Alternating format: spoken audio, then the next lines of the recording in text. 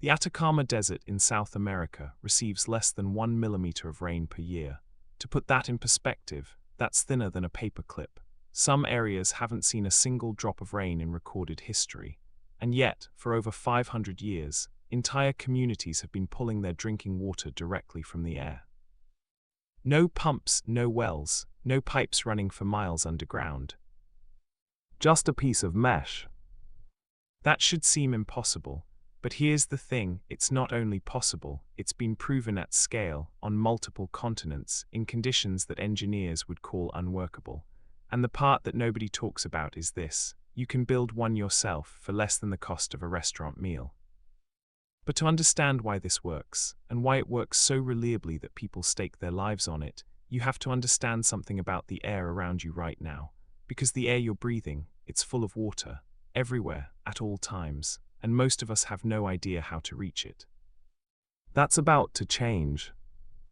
Let's go back to the high ridges above Lima, Peru. The city sits in one of the driest corridors on Earth, a narrow strip of coast pressed between the Pacific Ocean and the Andes Mountains. Less than 1.5 centimeters of rain per year. The soil is cracked. The hillside communities, called lomas, have no water infrastructure. Women and children walk hours each day to collect water, and when they return they carry just enough to survive, not to cook fully, not to grow food. Just enough to not die. But every morning, something extraordinary rolls in from the ocean. Fog, dense, soaking, relentless Pacific fog. It doesn't rain here, but the sky turns white and thick with moisture from June through November. For generations, people watched it drift through and disappear, carrying what felt like a taunting abundance of water that no one could reach. That's not the full story. In 2009, a man named Abel Cruz started hanging large rectangular nets on the hillsides. Not fancy technology, not government infrastructure.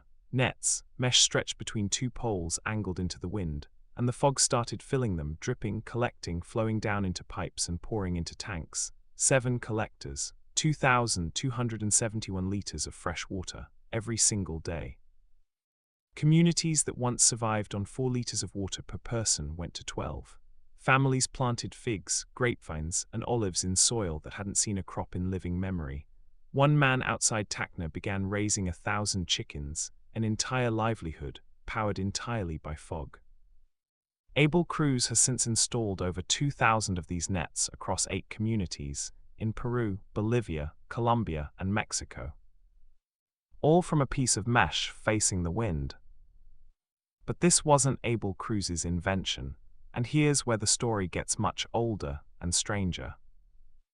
Archaeologists excavating sites in Israel found low circular stone walls built around ancient vines, not to protect them from wind or animals, but to collect the morning dew that formed on the stones and funnel it toward the roots. In South America's Atacama Desert, the same desert where no rain falls, piles of stones were arranged in precise configurations so that condensation would trickle down the inner walls and pool at the base, ready to be collected and stored. In Egypt, similar formations. In medieval England, wide shallow depressions called dew ponds were carved into limestone hillsides, coated with materials that retained the cold of night, so moisture would collect on the surface by morning.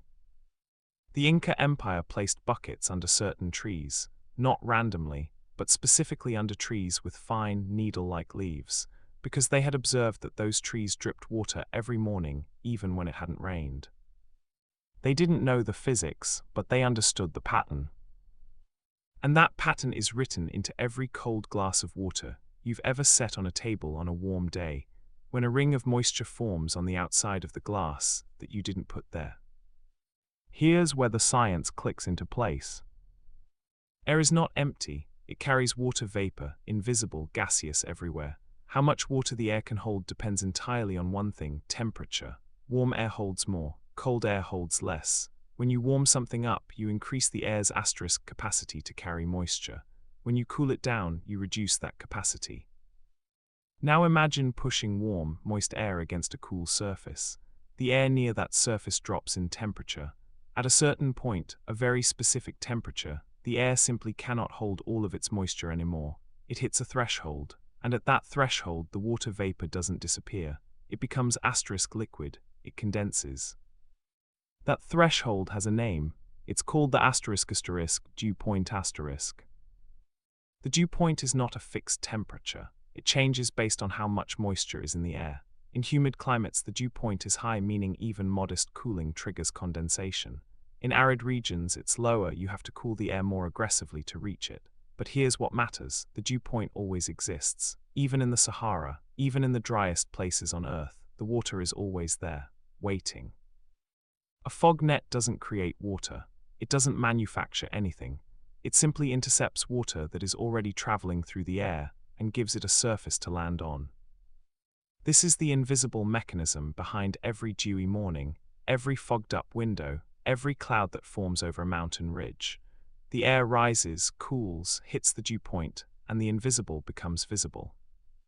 And here's where it gets interesting. Fog is just a cloud touching the ground.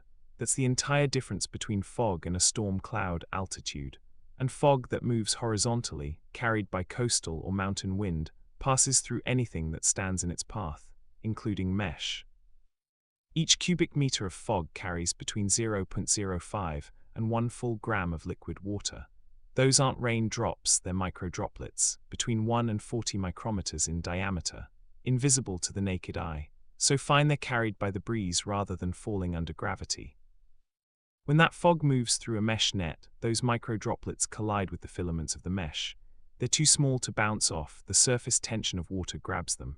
They cling, more droplets arrive. They find each other, merge, grow heavier. A drop forms that is now large enough for gravity to matter. It slides down the filament, reaches the bottom of the net, falls into a gutter.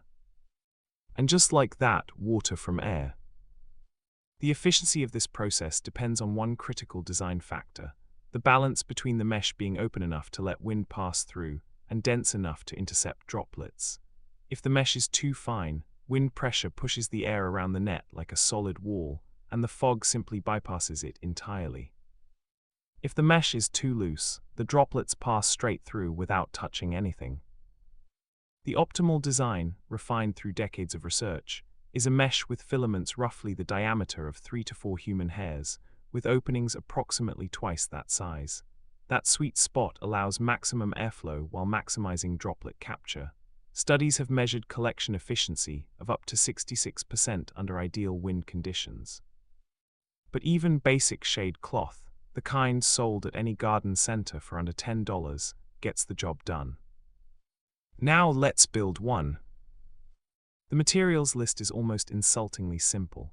You need 2 vertical posts, wood, PVC pipe, or metal stakes. You need a frame to hold tension. This can be rope, wire, or a lightweight frame you lash together. You need shade cloth or agricultural mesh, which you can find at hardware stores, garden supply shops, or online for roughly $8 for a square meter.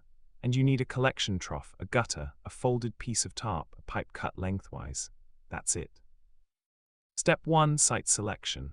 This is the most important decision you will make. Your net needs to face the prevailing wind direction, the direction from which fog or moisture-laden air arrives in your area. Coastal hillsides, valley ridges, elevated terrain near bodies of water, these are your prime locations. A net facing the wrong direction collects almost nothing. Step 2, frame construction. Drive 2 posts into the ground roughly 2 meters apart. The taller the better. Most effective nets are at least 1.5 to 2 meters high. String a top rope between them under tension, and a bottom rope or rail as well. This is your mounting structure. Step 3, hang the mesh. Attach your shade cloth or polypropylene mesh to the frame, so it hangs vertically and taut. The mesh must be able to catch and shed water. It should have enough angle or structure to funnel droplets downward. Some builders add a slight inward curve to increase contact time between droplet and filament. Step 4, install your collection trough. Position it directly beneath the bottom edge of the net. A simple gutter, sealed at one end and angled toward a container at the other, works perfectly. Your collection container can be a bucket, a barrel, or a tank, whatever your needs require. Step 5, let the morning work. On a good fog day, a single square meter of well-positioned mesh can collect 3 to 10 liters of water. A 2 meter by 2 meter net, 4 square meters, can bring in 12 to 40 liters before sunrise. That's a meaningful contribution to a household's daily water needs from a structure that costs less than a movie ticket to build. Scale that up slightly. A net 4 meters wide by 2 meters tall, 8 square meters, built from around $30 to $40 in total materials, can consistently produce 25 to 80 liters per foggy morning, in a location with regular fog events that approaches or exceeds a family's basic daily water requirement.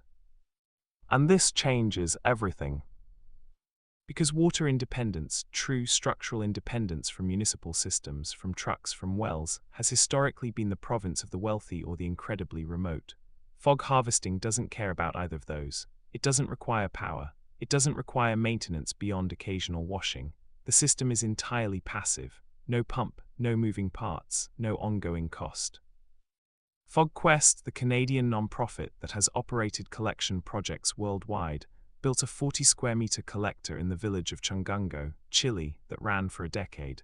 10 years of water collection with no fuel, no electricity, and minimal upkeep. In Morocco's Anti-Atlas Mountains, the organization Darcy HMAD deployed the world's largest operational fog collection system in 2015. Before those nets went up, women in the region walked up to 3.5 hours every day just to carry water home. 3.5 hours, returned, every single day. The nets changed that to almost nothing. But here's something worth sitting with. If this technology is this simple, this old, and this effective, why isn't it everywhere? The answer, when you trace it honestly, is a combination of factors that have nothing to do with the technology itself. Fog harvesting only works where fog reliably exists. That's a real geographic constraint. You need elevation, you need proximity to moisture sources, coasts, large lakes, mountain valleys where humid air rises and cools. Without that atmospheric condition, even the best designed net collects almost nothing. The technology doesn't create fog, it simply intercepts it. Beyond geography, there's a structural reality. Infrastructure investment follows money and population density. Large-scale water projects, pipelines, treatment plants, desalination attract funding because they serve large numbers of people and generate revenue. A fog net serving 20 families on a hillside doesn't fit that model. It's not profitable to sell. It's not easy to scale through conventional supply chains. And so it doesn't get the attention or the investment that its simplicity and effectiveness arguably deserve. There's also a quiet credibility gap. A solution that costs $8 and requires no electricity feels, to the modern mind, like it can't possibly be serious. We've been trained to believe that effective technology has to be complex, has to be expensive, has to require a technician and a warranty. But nature disagrees. The Stenocara beetle of the Namib Desert, one of the driest environments on Earth, survives entirely on fog water. It has no infrastructure. Its shell is covered in microscopic bumps that are hydrophilic, water-attracting, surrounded by surfaces that are hydrophobic, water-repelling. The bump attracts moisture from the fog. The surrounding surface causes the droplet to slide off the bump and roll toward the beetle's mouth. In conditions where no liquid water exists above ground, this beetle thrives. MIT researchers have spent years and significant funding trying to synthetically replicate what evolution perfected for free. That's not just biology, that's a design principle. The real lesson inside all of this isn't about fog nets. It's about what we assume is true about scarcity. We assume water scarcity is about the absence of water, but in most places where people struggle to find water, the water is actually there, suspended in air, rolling in from coasts, condensing on every cold surface every morning. The scarcity is a failure of collection, a failure of infrastructure, a failure of perception. A 5,000-year-old stone pile in the Atacama knew something we keep forgetting.